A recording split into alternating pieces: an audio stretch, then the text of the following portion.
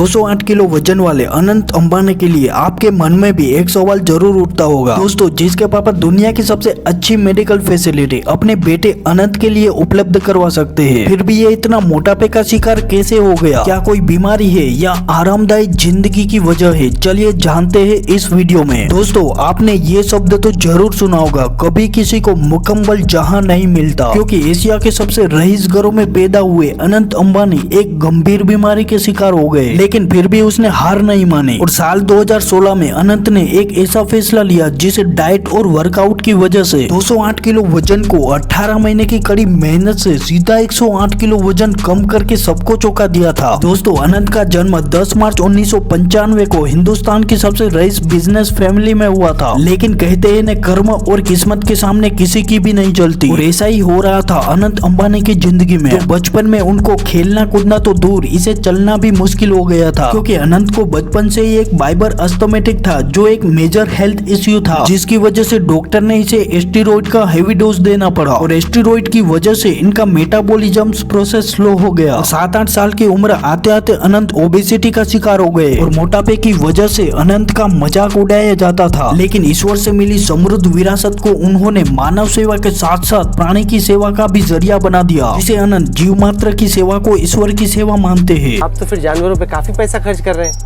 ये पैसे की बात है नहीं, ये सेवा की बात है, और ये बहुत कम लोगों को ये मौका मिलता है।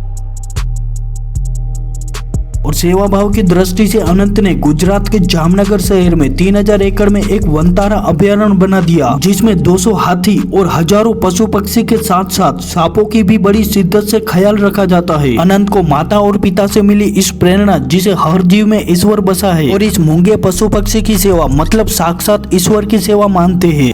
सेवा करने में हम कोई पिछाई नहीं रखते, हम जितना हो सके उतना सेवा करते हैं।